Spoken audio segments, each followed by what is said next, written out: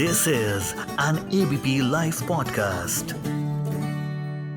मोदी सरकार की तरफ से लाए गए हिट एंड रन कानून के विरोध में पूरे देश में ट्रक और डंपर चालकों ने चक्का जाम कर दिया। उनका कहना है कि ये कानून गलत है और इसे वापस लेना चाहिए। इसी मांग को लेकर मुंबई, इंदौर से लेकर दिल्ली, हरियाणा, यूपी समेत कई जगहों पर ट्रक चालकों ने अपने अपने ट्रक सड़कों पर खड़ा कर जाम लगा दिया। दरअसल केंद्र सरकार ने अपराध को लेकर नए कानून बनाए हैं और इसके तहत अगर कोई ट्रक या डंपर चालक किसी को कुचलकर भागता है तो उसे 10 साल की जेल होगी। इसके अलावा 7 लाख रुपए जुर्माना भी देना होगा। पहले इस मामले में कुछ ही दिनों में आरोपी ड्राइवर को जमानत मिल जाती थी और वो पुलिस थाने से बाहर आ जाता था। हालांकि इस कानून के तहत भी 2 साल की सजा का प्रावधान था। सवाल उठ रहा है कि आखिर नए हिट एंड रन कानून के विरोध में इस तरह का विरोध प्रदर्शन क्यों और क्यों ये जरूरी था इस तरह का कानून लाना। इस पूरे मामले पर इस वक्त हमारे साथ बात करने के लिए एडवोकेट और दिल्ली बार काउंसिल के फॉर्मर प्रेसिडेंट मुरारी तिवारी जी हैं। मुरारी जी, संवाद पर स्वागत है आपका। हाँ बोलिए, धन्यवाद। जो केंद्र सरकार की तरफ से हिट एंड रन कानून में ऐसा क्या है जो इतना विरोध कर रहे हैं लोग? देखिए, जो पहले हमारे जो आईपीसी में सेक्शन 304A डील करता था इस सिचुएशन को, जो एक्सीडेंट होते थे by causing death by negligence road accident में, तो उसमें मैक्सिमम सजा 2 साल की थी। और पहले ये ऑप्शन अवेलेबल था, अगर कोई एक्सीडेंट हो गया आपसे तो आपकी जमानत हाथों हाथ उस वक्त मिल जाती थी और मैक्सिमम सजा 2 साल की थी। उसमें कुछ जुर्माने का भी प्रोविजन था। लेकिन अब उसको रिप्लेस करके जो नया प्रपोज्ड हमारा भारतीय न्याय संहिता जो आ रहा है इंडियन पिनल कोड की जगह, तो इसमें करीब करीब पहली जो सिचुएशन है जिसमें आप एक्सीडेंट हो गया और वहां आप मौके से भागे नहीं और आपने पुलिस को ड्यूली इन्फॉर्म कर दिया या मजिस्ट्रेट को इन्फॉर्म कर दिया, एक तरीके से आपने सारे प्रिकॉशन लिए वहां खड़े होकर के, जो मौके से भागे नहीं, जो इंजर्ड है विक्टिम है उसको हॉस्पिटल ले गए। इस तरह की सिचुएशन में उसमें सजा 7 ईयर्स तक होगी अगर डेथ हो जाती है किसी की तो। लेकिन अगर आप भाग गए मौके से, ना तो आपने पुलिस को बताया, ना किसी मजिस्ट्रेट को बताया, ना कोई आपने ऐसा स्टेप लिया जिससे उसकी मदद हो सके, उस केस में ये सजा 10 साल तक हो सकती है, 10 ईयर्स, और साथ में फाइन का भी प्रोविजन है।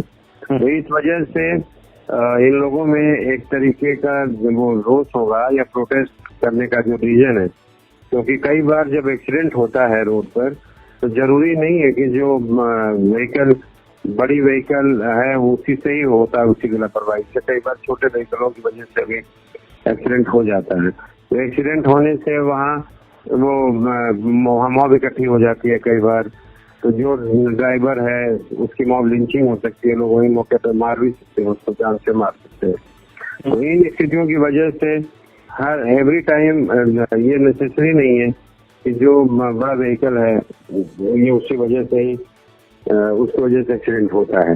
तो ये सब कारण है मुझे लगता है, क्योंकि 10 साल का पीरियड तो बहुत लंबा पीरियड होता है। तो एक्सीडेंट, बॉडी एक्सीडेंट ऐसा है कि वो इंटेंशनल नहीं है।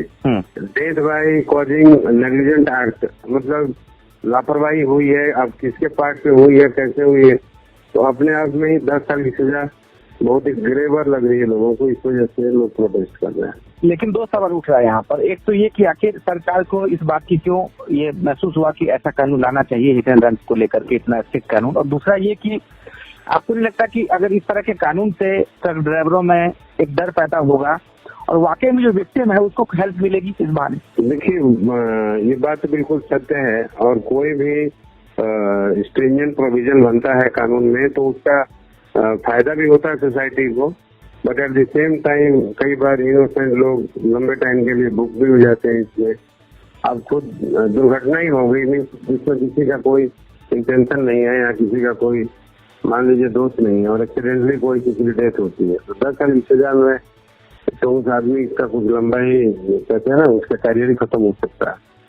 और लेकिन सर, रात के वक्त हमने भी खुद महसूस किया जिस तरीके से ये लोग बेपरवाह होकर चलाते हैं, अपने रॉन्ग साइड पे चलाना, तेज गति से निकालना, तो उन स्थिति में इन ट्रक ड्राइवरों पर एक लगाम लगाने के लिए इस तरह का कानून आपको लगता कि जरूरी था कि लाना चाहिए? देखिए, लॉ तो स्ट्रिंजेंट होना चाहिए जिससे कि रूल ऑफ लॉ सोसाइटी में तभी प्रिवेल करता है, लेकिन उसका सही इस्तेमाल हो और मुझे लगता है इसके फायदा होगा, समाज को ही फायदा होगा।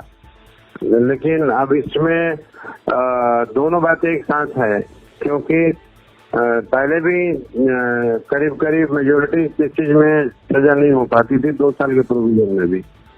तो हमें ज्यादा ये प्रूव करना है कि इन्वेस्टिगेशन ऐसा प्रॉपर हो, उसमें कोई एजेंसी बढ़िया ढंग से लगे, इन्वेस्टिगेशन एजेंसी जो है, और एक्सीडेंट के केसेज को बहुत ही कहते हैं ना स्क्रूटनी करके, क्योंकि जब सजा आपने इतना बड़ा कर दिया प्रोविजन, तो इसमें इन्वेस्टिगेशन के लिए भी हमें सोचना होगा कि इसका कुछ खास तरीके से ही इसका इन्वेस्टिगेशन हो, स्पेशल तरीके से।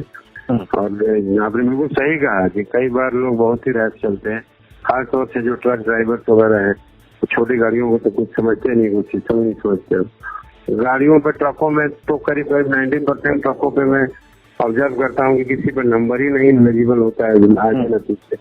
आपको मार के रात को निकल भी गया तो आप नंबर ही नहीं खोल पाते उसका कहाँ से। मान लीजिए किसी ड्राइवर से इस तरह के अपराध हो जाता है, तो फिर वो बजाय कोर्ट में 10 साल जेल जाने की हो तो फिर कोशिश करेगा आउटडोर सेटलमेंट हो, खत्म करें उसको।